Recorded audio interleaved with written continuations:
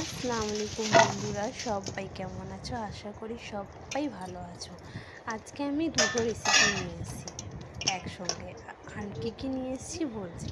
প্রথমে আমি এখানে বেগুনটাকে ধুয়ে ভালো করে পরিষ্কার করে নিচ্ছি। আর এখানটা আমি নিয়েছি মাছের ডিম, এটাও সুন্দর করে পরিষ্কার করে নেবো। এই দেখুন, মাছের ডিম নিয়েছি হাফ কেজি মতন। তো মাছের ডিমের জন্য মশলা রেডি করে নিচ্ছি। পেঁয়াজ, ধনেপাতা, দুটো কাঁচা লঙ্কা, ব্যাস গ্রেট করে নেবো। আর আমি ডিমটা ভালো করে ধুয়ে নিয়েছি। ডিমের ভেতরে অনেক নোংরা থাকে, ভালো করে ধুয়ে পরিষ্কার করে নিয়ে হাতের সাহায্যে ভালো করে চটকে চটকে ডিমের ভেতরে যে নোংরাগুলো সব বেরিয়ে যাবে।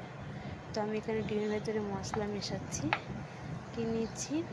লাল লঙ্কার গুঁড়ো, হলুদ গুঁড়ো, জিরে গুঁড়ো, আর এখানটায় নিয়ে নেব নুন স্বাদ মতো। আর এখানটায় আমি নতুনভাবে রান্না করছি, তো আমি এখানে বেসন অ্যাড করব। আর আমি পেঁয়াজটা গ্রেট করে রেখেছিলাম, পেঁয়াজ আর লঙ্কা, ধনেপাতা, সেটাও দিয়ে দেবো। এই দেখুন, বেসনটাও ভালোভাবে দিয়ে দিলাম। বেসন এই কারণে দিই আমি, যেহেতু আন্ডাটা মিক্স করতে করতে ডিমটা তো অনেক সময় কী হয়, পাতলা হয়ে যায়, তো বেসনটা দিলে অ্যাবজর্ব করে নেয়। তো আপনারা যদি আমার মতন রেসিপি করতে চান তো খুবই ইজি আছে, কিছুই না, ঘরের সব জিনিস। এই দেখুন, মাখাতে মাখাতে মাখাতে আমার হাতে অনেক কিছুই আসছে, আমি সব নোংরা বার করে নিয়েছি মাখাতে মাখাতে। কিন্তু ভালো করে না মাখালে কিন্তু ডিমটাও খেতে ভালো লাগবে না। তো আপনারা চাইলে এটা 10 মিনিট ধরে মাখাবেন, 10 মিনিট মিক্স, আর 1 ঘন্টা ফ্রিজে রেখে দেবেন। প্রথমে ভাবছিলাম যে ফ্রাই করতে স্টার্ট করে দেবো, যেহেতু আমি অনেকক্ষণ আগে রেখেছিলাম। দেখুন, আমার অ্যাবজর্ব হয়ে গেছে পুরো ভালোভাবে। এবারে এটাকে আমি ভালো করে ভেজে দেবো সুন্দরভাবে চামচের সাহায্যে। সব কটা কিন্তু আমার এই চামচের সাহায্যেই ফ্রাই করছি। গ্যাসের ফ্লেমটা একটু স্লো করে দিলাম, কারণ এটা পুড়ে যাবে আবার, সেই কারণে। আর একটু মিডিয়াম ফ্লেমে হওয়াটাই ভালো।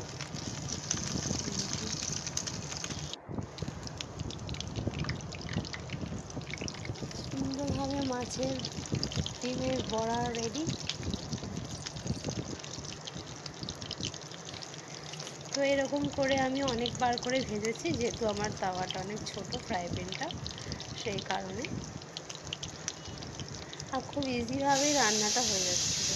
দেখুন, ভালো লাগছে না দেখতে? লাল লাল হয়ে গেছে অনেকটা। আমি সাদা সাদাও করে রেখেছি, অনেকটা লাল লালও ভেজেছি। বেশি তেল দিলে ভালো লাল হচ্ছে, আর বেশি নর্মাল তেল মানে দিচ্ছি তো আমার সাদা হয়ে যাচ্ছে। বেশি তেলেও ভাজাটাও ঠিক না, যেহেতু একসাথে দিয়ে দিই। আর বলছিলাম যে আপনাদের, আমি এখানে সরষে অয়েল ইউজ করছি, আপনারা চাইলে রিফাইন অয়েলও ইউজ করতে পারেন। আশা করি সবাই আবার মাছের ডিমের বড়া রেসিপি।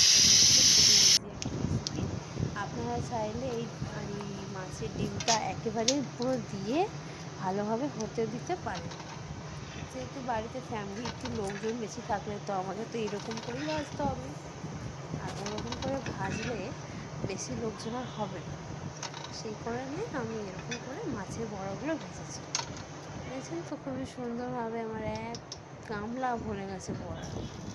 আমি সেটা দেখাবো। তো এরপরেও আমি সব একে একে দিয়ে দিচ্ছি সুন্দরভাবে। সব এইরকমই সাইজেই আমি দিয়ে দিচ্ছি।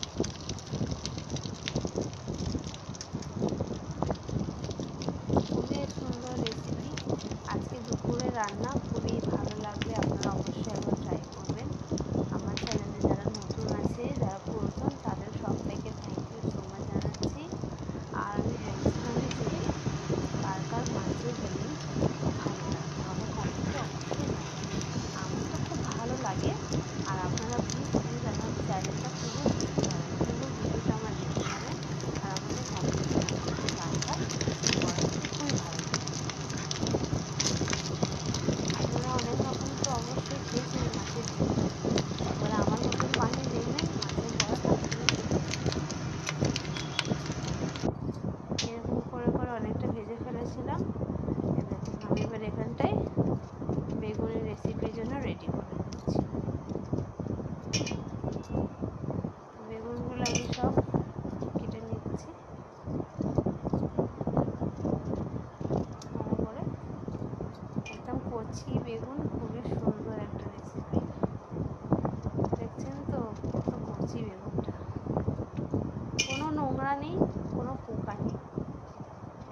সাফ বেগুনটা।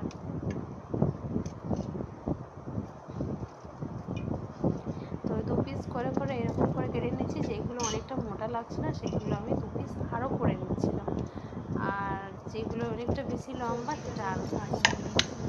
আমার বেগুন কাটা ফাইনালি হয়ে গেছে। এবারে মাছের বড়াটাও আমার এখানটায় রেডি। একটা পড়ে গিয়েছিল মাছ থেকে। আপনারা 1 গামলা দেখলেন তো মাছের ডিমটা মিক্স করেছি, ওরকম 1 গামলি আমার মাছের ডিমটাও ভেজেছি। এবারে বেগুনের মশলাগুলো রেডি করে নিই। তো এখানটায় আমি আদা রসুনের পেস্ট নিয়েছি, হলুদ গুঁড়ো, লাল লঙ্কার গুঁড়ো, আর এখানটায় জিরে গুঁড়ো নেব।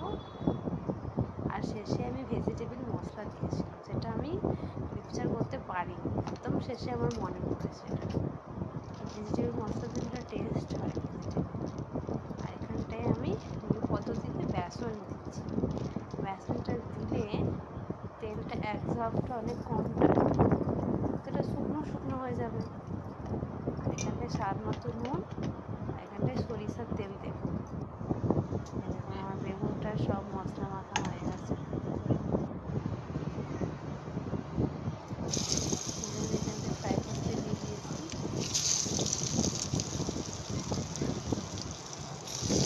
হ্যাঁ, ডিপ ফ্রাই করবেন অবশ্যই, মনে রাখবেন আপনারা ডিপ ফ্রাই করলে খুবই সুন্দর লাগে রেসিপিটা। এরকম তুলে তুলে দেখাচ্ছি। বা গরম ভাতের যা লাগছে না খেতে। আর আমাকে কমেন্টে জানাবেন কারা কারা পপিদিকে দেখতে যাচ্ছে। 15ই আগস্ট পপিদি নতুন রেস্টুরেন্ট ওপেন করছে 15ই আগস্ট। আমি তো যাবো পপিদিকে দেখতে। আপনারা কারা কারা যাবেন আমরা কমেন্টে জানাবেন। আমার পপিদির সাথে দেখা করা খুব ইচ্ছে।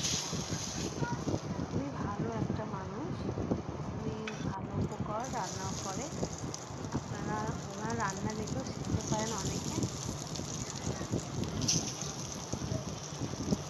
সবাই কষ্ট করে আগেবারে, আপনারা পাশে থাকবেন, সাবস্ক্রাইব করবেন। আমিও সাবস্ক্রাইব করে দেব। পাশে তো থাকতে হবে, বন্ধুত্ব হয়ে, তবেই তো একজনকে সাপোর্টে আগে পারবো। আর পাশে না থাকলে কী করে মানুষ হয়ে যাবে এখন। এখানে আমার নতুন ভাজাটা হচ্ছে ভালো হয়। আর দুপুরে রান্না যা হয়েছে না, আর বলবো খুবই ভালো লাগলো রান্নাটা। এই দেখুন এখানে বেগুন ভাজা, আরও আমি কী কী রান্না করেছি আর দেখাচ্ছি। দেখুন এখানে আমি মাছের ডিমের বড়া সব ভেজে নিয়েছি। অর্ধেক আমার একটা ছোটো বাচ্চা আছে, সে খেয়ে নিয়েছে, আমার দিদির ছেলে। আর এখানটায় দেখুন আলু ভর্তা করেছিলাম, বেগুন ভাজা, ডিমের বড়া, আর এখানটা আমি ডালও রান্না করেছি।